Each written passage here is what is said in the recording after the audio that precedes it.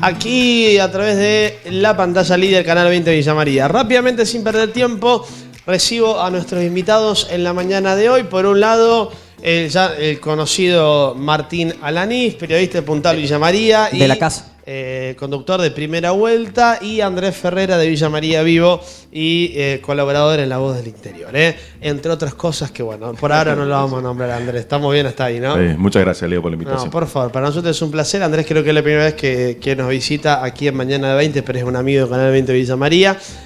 Para hablar un poco de lo que dejó las PASO, en breve va a estar con Curat hablando un poco más de la economía y todos esos temas de números y demás. Pero a grandes rasgos, para abrir el tema y lo empezamos a debatir o a charlar más que nada, las PASO dejaron un coletazo por todos lados, ¿no? Como periodistas les consulto a ustedes que manejan el día a día, que están en las noticias y demás.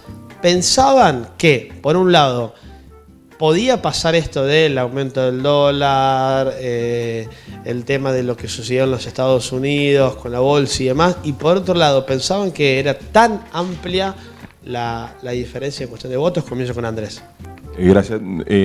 Creo que no, que fue una sorpresa para todos, para distintos analistas, los propios protagonistas de los distintos partidos. Me parece que se vieron también sorprendidos por los números, digo, que terminó arrojando la elección. Y creo que nadie esperaba que hubiera un movimiento. Siempre se venía diciendo que hay que ver que después del lunes, después de que vota la gente, votan los mercados, pero me parece que estaba fuera de todos los pronósticos todo este tipo, lo que pasó, la misma elección, los resultados que se dieron a nivel nacional y lo que pasó después con la economía. Pero me parece que también hay mucho de una suerte de especulación, como una reacción epidémica demasiado histérica, que creo que hay que tener un poco más de calma y esperar a ver qué termina pasando en realidad en cuanto a la economía, que después lo analizarán después más en profundidad. Pero me parece que no había una certeza previa. Días antes, semanas antes, Martín nos había invitado también a su programa para analizar previamente la elección municipal, había sido en esa vez. Hablábamos de las encuestas, de que yo decía, a mí me parece que las encuestas ya no son instrumentos muy válidos para terminar adelantándose a lo que va a pasar. Y bueno, y estas elecciones volvieron a dar ese indicador. Entonces no estaba en los pronósticos de nadie la posibilidad de tener una certeza de cómo iba a ser el resultado. Así que fue una sorpresa para todos, que ahora, bueno, sus protagonistas serán los encargados de administrar este resultado.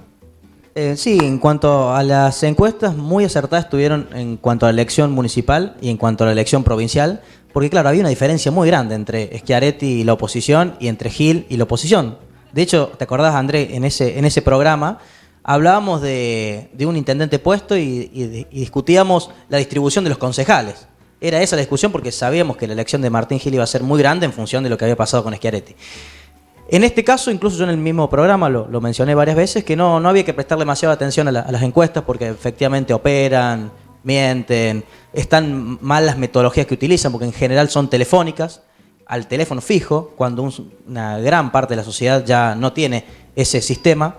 Entonces, era muy difícil que a través de las encuestas poder determinar lo que la sociedad piensa. Y además, un factor que alguna vez hablamos con Andrés, muchas veces la gente resuelve en el último día, en la última hora, ir a votar por un candidato u otro. Sí, por lo que leí yo en los últimos días, en distintos portales especialistas en política, daban cuenta de una diferencia de 8 a 10 puntos de Fernández. Por ejemplo, el sitio La Política Online, Letra P, que son sitios muy específicos, ya daban una ventaja importante de Fernández. Pero nunca esperábamos 15, que en realidad son 17, porque si se eliminan los votos en blanco, que es lo que pasa en octubre, los votos en blanco no cuentan, esa diferencia de 15 puntos termina traduciéndose en 17, es decir, Fernández rozó los 50% de los votos. En el caso de Kicillof, los pasó a los 50% de los votos sacando los en blanco. Entonces es una elección totalmente resuelta, ya no hay vuelta atrás. Bien, bueno, a ver, ambos han dejado muchos temas para hablar y para tocar. Quiero tratar de bajarlo a la señora, el señor que está del otro lado y que nos está viendo, y que también quizá ustedes o nosotros aquí en el día a día, capaz que a lo mejor la manejamos un poquito más la política del día a día porque la tratamos día a día, pero hay muchas personas que se encontraron ayer con un montón de cosas y con un montón de análisis. Por ejemplo, una de las imágenes que recorrió mucho las redes sociales no es la del mago sin diente en el búnker de Cambiemos, sino el mapa de la República Argentina, a grandes rasgos, si lo visualizamos de los colores, pintado de celeste, a excepción de, corríjanme ustedes, Córdoba por un lado y lo que comprende ese puntito de Cava, que es la ciudad autónoma de Buenos Aires. ¿Qué tan productivo puede ser si jugamos a que las elecciones fueron el domingo y así quedaba el mapa para Córdoba, sabiendo que la provincia en su totalidad, en la gran mayoría, apoyó a Cambiemos y ganó justamente otra fórmula? ¿Esto puede ser contraproducente para los cordobeses? Bueno, de hecho... Perdón, Andrés. ¿Y qué tan importante es la jugada del gobernador de no aliarse a ninguna fórmula presidencial? Me parece, si nos remontamos a la historia, sabemos lo que ha pasado. Córdoba, incluso siendo gobernada por un signo peronista, ha tenido un enfrentamiento con el gobierno nacional en su momento kirchnerista. De hecho, si uno lee la campaña que hizo Fernández, una de las cosas que dijo fue justamente venir a pedir disculpas, si se puede decir, con respecto a cómo fue la gestión del gobierno nacional anterior con respecto a Córdoba, y asegurando que no iba a ser de la misma manera. Y el otro factor es que, por ejemplo, Cristina Fernández de Kirchner, que tiene un alto rechazo en la provincia, ni siquiera vino a hacer campaña previo a las PASOs. Creo que Schiaretti hoy tiene mucho para respaldarse por la propia gran elección que hizo, y me parece que la relación de él con Fernández es distinta a la que en su momento se planteó con Cristina, y creo que puede llegar a ser un indicador interesante. No me parece que el voto de la gente vaya a incidir, digamos, en cuanto a la relación institucional, por lo menos. Lo que sí, bueno, sigue mostrando también mucha independencia del electorado cordobés, que apoyó masivamente a Schiaretti y después apoyó masivamente a Macri, y ni qué decir del electorado de Villa María, Claro. que le acababa de dar hace 4 o 5 semanas atrás un respaldo importante a Martín Gil, un hombre que viene del kirchnerismo, que se reivindica kirchnerista, que apoya abiertamente a Alberto Fernández, dándole la elección histórica, digamos, Sí. Ningún otro intendente había sido votado como él, y 5 semanas después Macri no solamente que es el más votado, sino que obtiene más votos que en el 2015 en Villa María, o sea, el mismo electorado. Eso habla, por un lado, de la independencia, digamos, de que nadie tiene los votos cautivos, ningún partido, y también en esto de que a veces cuando hay gente que sale a pronunciarse en contra de quienes votaron a tal o cual candidato, menospreciando su capacidad de voto, bueno, en este caso hay que entender que son los propios vecinos que un día votan a un candidato y otro día votan a otro por los motivos que sean, digamos, preferencias personales, o porque, bueno, también son elecciones distintas, ¿no? Pero me parece que es interesante tener en cuenta eso, y es un dato valorable, y que, bueno, los políticos deberían también saber leer. En el caso de Córdoba, Schiaretti sabe que su electorado es policlasista, evidentemente.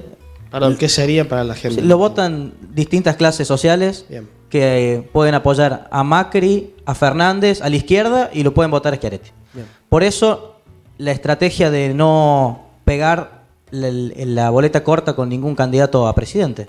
Porque evidentemente el electorado de Schiaretti es muy diverso.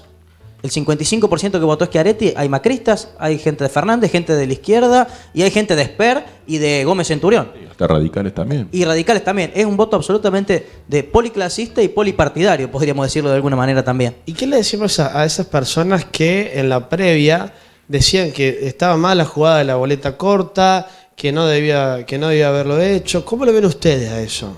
Ya con el diario del lunes. La explicación de la boleta corta yo creo que es esta, porque Schiaretti sabe que su electorado es totalmente diverso y apostó a quedarse con dos diputados y está muy cerca de conseguirlo.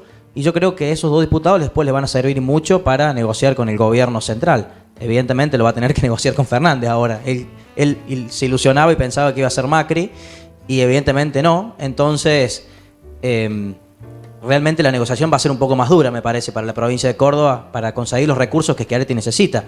Es una provincia fuertemente endeudada, Eso lo hemos te iba a dicho varias preguntar. veces, sobre todo en dólares, y necesita muchos recursos financieros para poder sostenerla.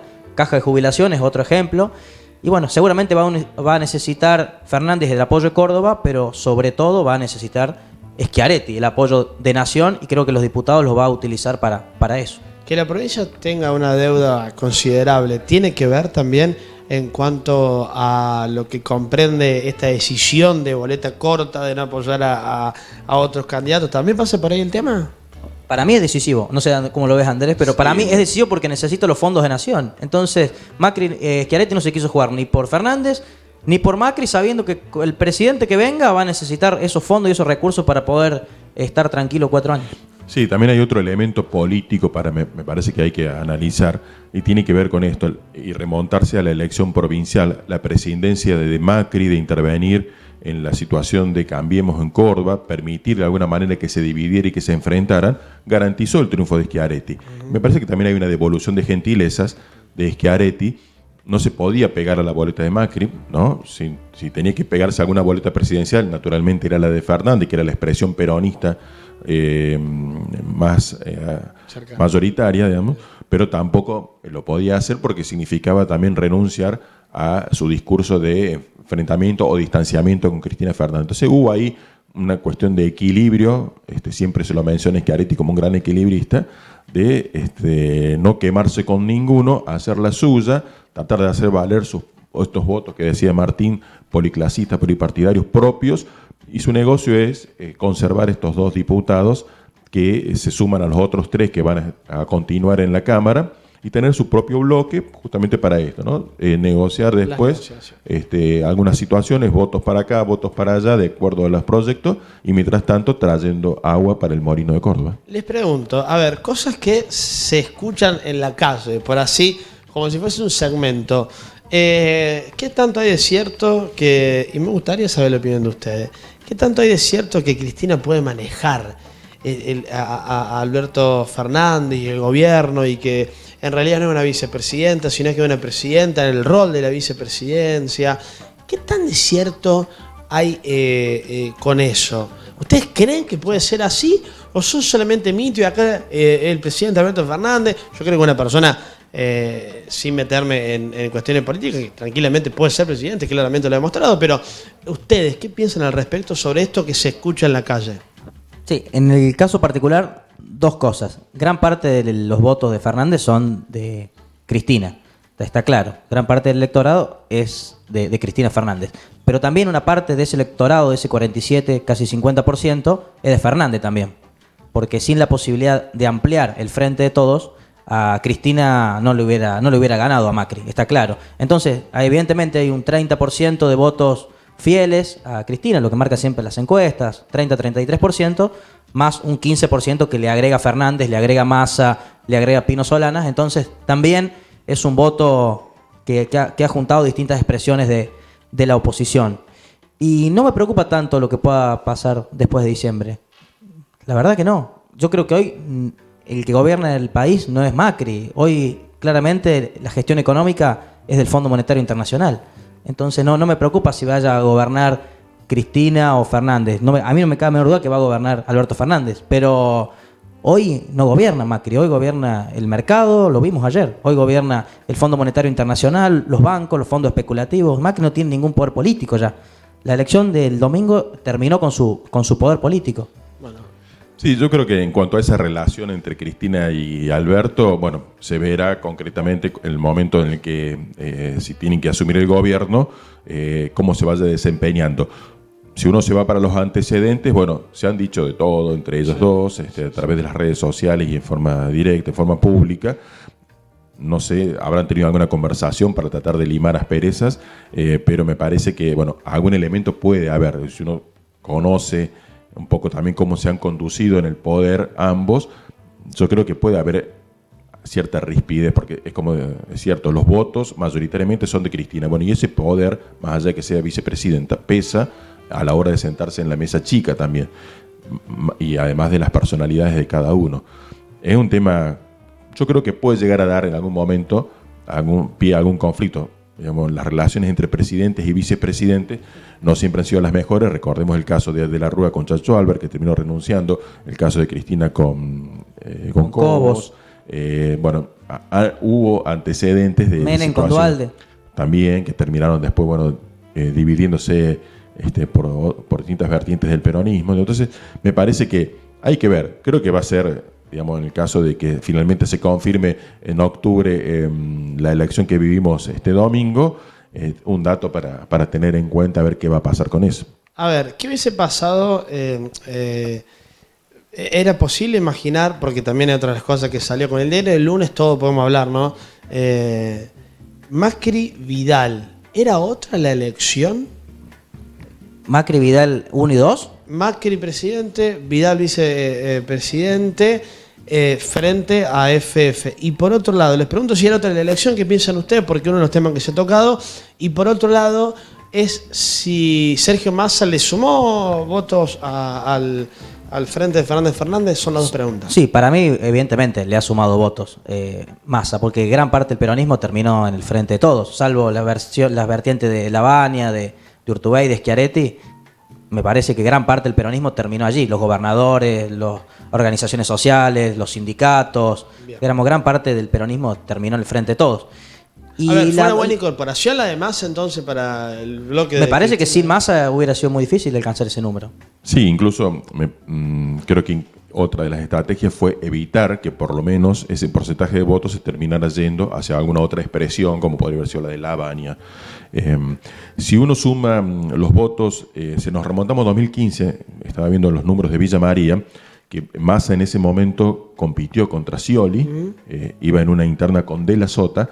Si uno suma los votos que sacó el Frente para la Victoria en el 2015, más los de UNA, que era la expresión entre Massa y De la Sota, son muchos más que los que hoy sacó Fernández.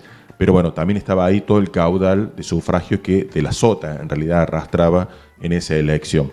O sea que en Villa María no sé si le terminó sumando mucho Massa, pero bueno, sí está toda la zona del Gran Buenos Aires, donde Massa es muy fuerte, que ahí creo que contribuyó en gran parte a esta diferencia, más lo que Kicillof significaba en todo el sector, bueno, Magario también. Creo que terminó conformando un tándem muy interesante para todo un sector del peronismo que se terminó nucleando allí y terminó dando la diferencia importante que obtuvo. Andrés, perdón Martín, pero ¿nunca lo vieron desde el otro lado a esto que estás mencionando vos? A esto que se iba conformando Magario, Kicillof, que con su trabajo en Buenos Aires, que a lo mejor nosotros los cordobeses mucho no lo vemos, Massa de último momento, porque... Leo, el pasado jueves hablábamos en el programa y mostramos placas con el peso electoral de cada provincia, y siempre decíamos que Córdoba fue decisiva en el 2015 para el triunfo de Macri. Pero ¿por qué fue decisiva Córdoba? No solo por la diferencia de 70 a 30, sino porque fundamentalmente Vidal le había aportado en la provincia de Buenos Aires muchísimos votos, ¿sí? Claro. Entonces, esos votos de Córdoba parecen importantes en función de esa diferencia, pero en realidad el gran valor de Macri en el 2015 fue el enorme caudal de votos que le otorgó María Eugenia Vidal. Claro. No se puede gobernar la República Argentina, es decir, no se puede ganar el país sin ganar la provincia de Buenos Aires. Entonces hoy quedó en evidencia. Macri ganó en Córdoba, sacó una diferencia de casi 20 puntos, pero en la provincia de Buenos Aires, donde está el mayor caudal electoral, estamos hablando del 38,7% del padrón, arrasó el Frente de Todos. No se puede ganar el país sin ganar la provincia de Buenos Aires, y quedó demostrado el pasado domingo. ¿Qué tanto hay de voto castigo y qué tanto se puede revertir la situación en octubre como para llevarlo hipotéticamente a un balotaje? Bueno, creo que en voto castigo mucho. Me parece que fue contundente en ese sentido. ¿Cuánto se puede remontar? Bueno, no sé, nosotros no creo que desde acá podamos verlo. Ellos sabrán. Me parece que es muy difícil, digamos. De hecho, todos los análisis previos hablaban de que hasta un 4% de diferencia o hasta 5% era remontable. Esto yo creo que ya es muy difícil, porque tenemos que hablar de que un 15% de la población tiene que cambiar su voto en 2 meses. ¿Qué puede pasar? ¿Qué puede hacer el gobierno que no haya hecho hasta ahora para que esa situación se revierta de esa manera? Tampoco es que voy a decir, bueno, fue a votar el 40% de la gente, entonces hay un importante caudal de votos que no se expresó. No, la gente que fue a votar es más o menos la media que vota en cualquier elección. Así que creo que hay muy pocos elementos posibles desde los cuales el gobierno pueda sacar ventajas, salvo, y más con lo que pasó hoy, porque no hubiera pasado nada, con el dólar, qué sé yo, esto va a impactar también en la inflación, en el bolsillo de la gente. A septiembre va a ser un mes que se va a notar mucho en el bolsillo de la gente el tema de los precios, del poder adquisitivo, y eso va a seguir incidiendo a la hora de decir el voto. Sí, más claro, imposible, Andrés, es imposible revertir este resultado para el gobierno. La elección está absolutamente terminada. Decíamos, 47,6%. Me quiero poner el rol de las personas que están por ahí del otro lado. Sí. Déjenme que juguemos eso un segundito. ¿No pensás que del otro lado, cuando vos recién mencionabas la elección está terminada y todavía quedan 71 días, me parece, días más, días menos, pero 70 días aproximadamente, te dicen, che, pero pará que todavía falta? ¿Qué le decía a esas personas? Bueno, un ejemplo. A ver, dale. Año 2011, Cristina contra Wiener era más o menos la elección y se hablaba de que Wiener tenía en torno al 20-22% de los votos y Cristina un 38, un 40, lo que marcaban las encuestas. Eso llevaba a una segunda vuelta y allí le daban muchas posibilidades a Wiener de competir. ¿Cuánto sacó en aquella elección Cristina? Si ustedes lo recordarán, en la primera vuelta sacó exactamente lo mismo que saca Fernández, 47, casi 48% de los votos. ¿Cuánto sacó? Eso fue en la primaria, ¿no? ¿Cuánto sacó en la elección general? 54% de los votos. La gente no vota, en primer lugar, no vota perdedor, siempre vota a ganador. Entonces, este resultado de Fernández va a ser mucho más amplio en la próxima, porque lo decíamos recién, también se sacan los votos en blanco, no se cuentan los votos en blanco. Entonces, ese 48% ya ahora es un 50%. Entonces, imagino que va a ser una diferencia todavía mucho más amplia. De todas maneras, con esto, relacionado a esto del voto castigo, no hay que pensar que votando a Fernández el dólar va a bajar a 9 pesos. De hecho, antes de la elección, con el dólar a 43, Fernández estaba diciendo que el dólar estaba barato y que tenía que aumentar 25% más hasta fin de año. Bueno, aumentó mucho antes. Las cosas no van a cambiar así de un día para el otro. Las tarifas no van a bajar, el dólar no va a bajar, los precios, la nafta no va a bajar de precio. Posiblemente haya un reacomodo de algunas cuestiones que terminen sí inclinando la balanza un poco más para un sector que para otro. Siempre cada gobierno beneficia a un sector o a otro, ¿no? Va moviendo un poco la balanza. Pero creo que hay un descontento, no solamente hacia la situación económica real, sino también hacia la falta de reacción y de medidas concretas de que me parece que se lo ve al gobierno como que ya sin herramientas para hacer un viraje de timón muy fuerte que reacomode finalmente las cosas. Sí, cuando hablas de herramientas yo pienso en una sola, que es justamente el poder político. El gobierno no solo perdió la elección del pasado domingo en las urnas, para mí ya ha perdido el poder político. Por eso me preocupa muchísimo la transición, son 4 meses. En el medio una elección que es simplemente un trámite, es para ratificar lo que pasó hace 2 días. En eso, ahí me parece que está el detalle. Hay una responsabilidad acá que es compartida porque los votos dan poder. Entonces hay una responsabilidad compartida tanto de la oposición como del oficialismo. El oficialismo como gobierno, pero también como candidato de parte de Mauricio Macri, pero también la de Fernández, porque Fernández hoy tiene la voluntad depositada en sus manos y no puede hacerse el inocente con respecto a eso. Tiene una responsabilidad institucional muy fuerte y la tiene que jugar de esa manera, porque si solamente se dedica a echarle la culpa al gobierno actual por todo lo que pase, porque el gobierno en concreto no tomó ninguna medida entre las 6 de la tarde del domingo y las 8 de la mañana del lunes que hiciera que la economía tuviera ese impacto que tuvo. Fueron medidas de sectores especuladores, también de comerciantes que empezaron a retasear la mercadería, a ver especulando a ver a cuánto se iba a ir. Bueno, con una conferencia de prensa incendiaria. Encima que, claro, a la hora de hablar no dio ninguna tranquilidad. Pero hay una responsabilidad compartida que tiene que ver con esto que decía, con la transición. Vos sos depositario como oposición de una cantidad de votos que tenés que saber administrar responsablemente porque vas a ser posiblemente el que vaya a gobernar después del 10 de diciembre.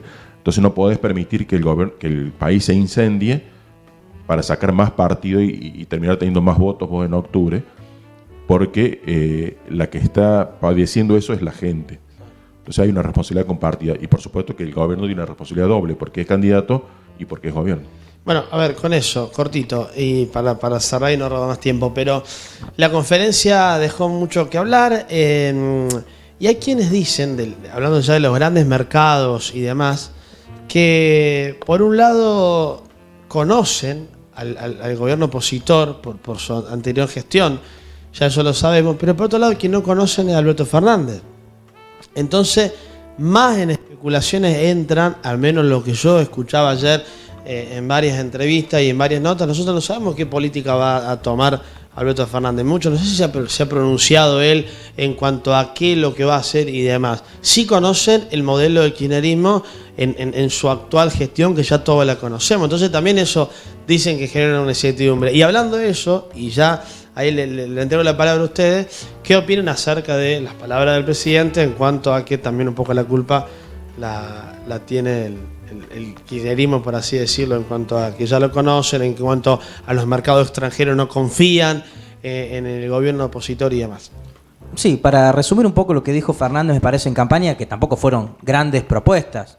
No es que especificó cómo lo iba a hacer. Dijo, entre los jubilados y los bancos, me voy a quedar con los jubilados, remedios gratis para los jubilados, abrir nuevamente las persianas de las fábricas, por eso no dijo cómo tampoco, administración regulada, ¿cómo es que se le dice del dólar? Lo vamos a preguntar con Curá después, administración del dólar, no dio muchas precisiones, lo veremos en el andar. Imagino que tendrá cosas parecidas al kirchnerismo y cosas que no, y a lo mejor quedará con algunas políticas de Macri que pueden haber sido positivas.